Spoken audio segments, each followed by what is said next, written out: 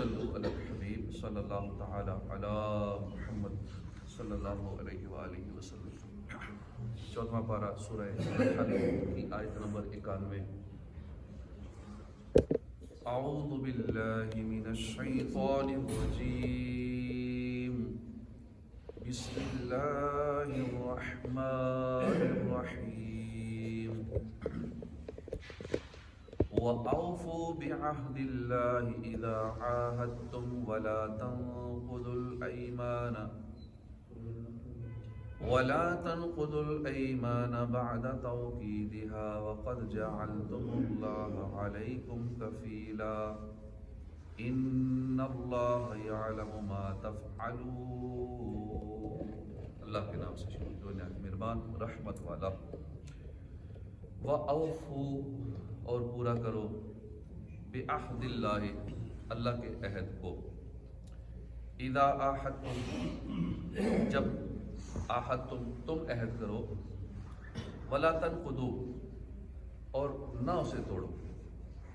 اللہ کے عہد کو پورا کرو، عہد کرو تو لا تنقضوا، اور نہ توڑو، ایمان بعد توکیدہا، قسموں کو انہیں مضبوط کرنے کے بعد، وقد جعلتم اللہ، اور بے شک تم بنا چکے ہو اللہ کو، علیکم کفیلا، اپنے اوپر کفیلا، ضامن۔ ان اللہ یعلم ما تفعلون، بے شک اللہ جانتا ہے جو کچھ تم کرتے ہو۔ ترجمہ کنز العرفان۔ اور اللہ کا عہد پورا کرو جب تم کوئی عہد کرو، اور قسموں کو مضبوط کرنے کے بعد نہ توڑو، حالانکہ تم اللہ کو اپنے اوپر ضامن بنا چکے ہو، بے شک اللہ تمہارے کام جانتا ہے۔ اس سے پہلی آیت میں اللہ تعالیٰ نے کرنے والے کاموں اور نہ کرنے والے کاموں کا اجمالی طور پر ذکر فرمایا، کیونکہ اس حق کو ادا کرنے کی تاکید بہت زیادہ ہے۔ یہ آیت ان لوگوں کے بارے میں نازل ہوئی جنہوں نے بیعت رضوان کے موقع پر رسول کریم صلی اللہ علیہ وسلم سے بیعت کی تھی۔ انہیں عہد پورا کرنے کا حکم دیا گیا کہ جو تم نے بیعت کی ہے اس کو پورا کرو، اس عہد کو پورا کرو۔ بعض مفسرین نے فرمایا کہ اس سے وہ عہد ہے جسے انسان اپنے اختیار سے اپنے اوپر لازم کر لے، اور اس میں وعدہ بھی داخل ہے، کیونکہ وعدہ عہد کی ایک قسم ہے۔ حضرت عبداللہ بن عباس رضی اللہ عنہما فرماتے ہیں کہ وعدہ عہد ہی کی ایک قسم ہے۔ حضرت میمون بن بہرام فرماتے ہیں کہ تم جس شخص سے بھی عہد کرو تو اسے پورا کرو، خواہ وہ شخص مسلمان ہو یا کافر ہو، کیونکہ تم نے اس عہد پر اللہ کا نام لیا ہے اور اللہ کو ضامن بنایا ہے، اس لیے تم پورا کرو۔ حضرت علامہ ساوی رحمۃ اللہ علیہ فرماتے ہیں عہد سے مراد ہر وہ چیز ہے جسے پورا کرنا انسان پر لازم ہے، خواہ اسے پورا کرنا اللہ نے بندے پر لازم کیا ہو یا بندے نے خود اسے اپنے اوپر پورا کرنا لازم کر لیا ہو، جیسے پیران عظام کے اپنے مریدین سے لیے ہوئے عہد، کیونکہ ان میں مریدین اللہ کی اطاعت کرنے اور کسی کام میں اللہ کی مخالفت نہ کرنے کو اپنے اوپر لازم کر لیتے، لہذا مریدین پر اسے پورا کرنا ضروری ہے۔ اس آیت میں عہد پورا کرنے کا حکم دیا گیا۔ اس مناسبت سے ہم یہاں وعدہ پورا کرنے کی فضیلت اور عہد شکنی کی مذمت پر احادیث سنتے ہیں۔ حضرت عبادہ بن صامت رضی اللہ عنہ سے روایت ہے، نبی کریم صلی اللہ علیہ وسلم نے فرمایا تم میرے لیے 6 چیزوں کی ضمانت دے دو، ضامن ہو جاؤ، میں تمہارے لیے جنت کا ضامن ہو جاؤں۔ جب بات کرو سچ بولو، جب وعدہ کرو اسے پورا کرو، جب تمہارے پاس امانت رکھی جائے اسے ادا کرو، اپنی شرمگاہوں کی حفاظت کرو، اپنی نگاہیں نیچی رکھو، اپنے ہاتھوں کو روکو، یعنی ہاتھ سے کسی کو ایذا نہ پہنچاؤ۔ حضرت عبداللہ بن عمر رضی اللہ عنہ سے روایت ہے، رسول کریم صلی اللہ علیہ وسلم نے فرمایا قیامت کے دن عہد شکنی کرنے والے کے لیے ایک جھنڈا بلند کیا جائے گا اور کہا جائے گا کہ یہ فلاں بن فلاں کی عہد شکنی ہے۔ حضرت عبداللہ بن عمر رضی اللہ عنہ سے روایت ہے، رسول اکرم صلی اللہ علیہ وسلم نے فرمایا قیامت کے دن ہر عہد شکن کے لیے ایک جھنڈا ہوگا، دور سے پہچانا جائے گا کہ ہاں یہ بندہ ہے جو جھوٹے وعدے کرتا تھا، جھوٹی قسمیں کھاتا تھا۔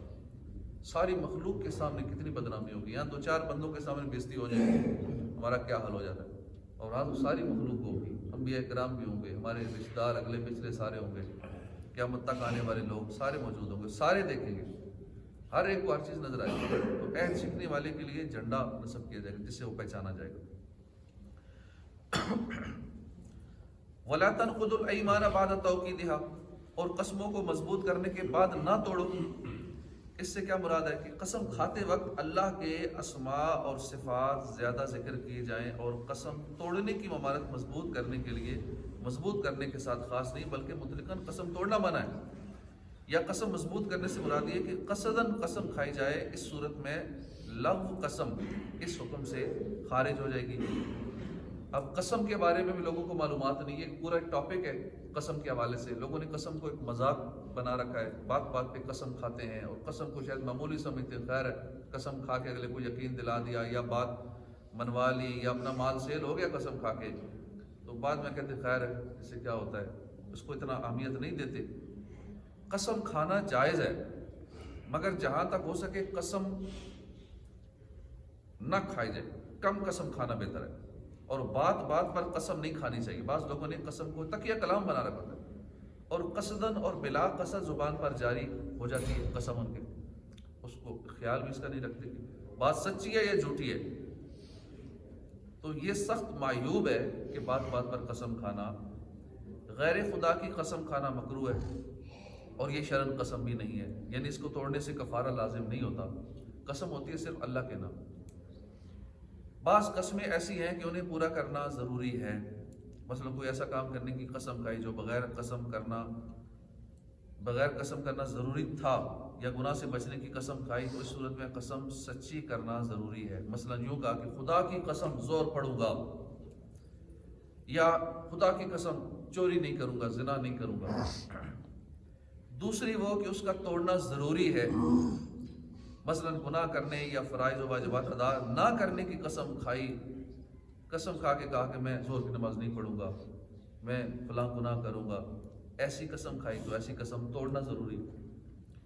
تیسری وہ کہ اس کا توڑنا مستحب ہے، مثلا ایسے کام کی قسم کھائی اس کے غیر میں بہتری ہے، تو ایسی قسم کو توڑ کر وہ کرے جو بہتر ہے۔ چوتھی وہ کہ مباح کام کی قسم کھائی، یعنی کرنا نہ کرنا دونوں یکساں ہیں، اس میں قسم کو باقی رکھنا افضل ہے۔ قسم کا کفارہ غلام آزاد کرنا، یا 10 مسکینوں کو کھانا کھلانا، یا ان کو کپڑے پہنانا، یعنی یہ اختیار ہے کہ ان 3 باتوں میں سے جو چاہے کرے۔ قسم سے متعلق مسائل کی تفصیلی معلومات کے لیے بہار شریعت حصہ 9 سے قسم کا بیان ہے، اور اس میں پوری تفصیل لکھی ہوئی۔ یہاں تو ہم نے 3-4 احادیث مبارکہ سنی ہے، مختصر سا سنا ہے، لیکن قسم کے بارے میں اور بھی کافی ساری تفصیل ہے، جس میں لوگ غلطیاں کر رہے ہوتے ہیں، گناہوں میں مبتلا ہو رہے ہوتے ہیں، تو اس حوالے سے ہمیں معلومات ہونا بھی ضروری ہے۔ قسم کی معلومات بہار شریعت سے تفصیل کے ساتھ اس کا مطالعہ کیا جا سکتا ہے۔ اللہ پاک عمل کی توفیق عطا فرمائے، آمین، بجاہ النبی الامین صلی اللہ علیہ وسلم۔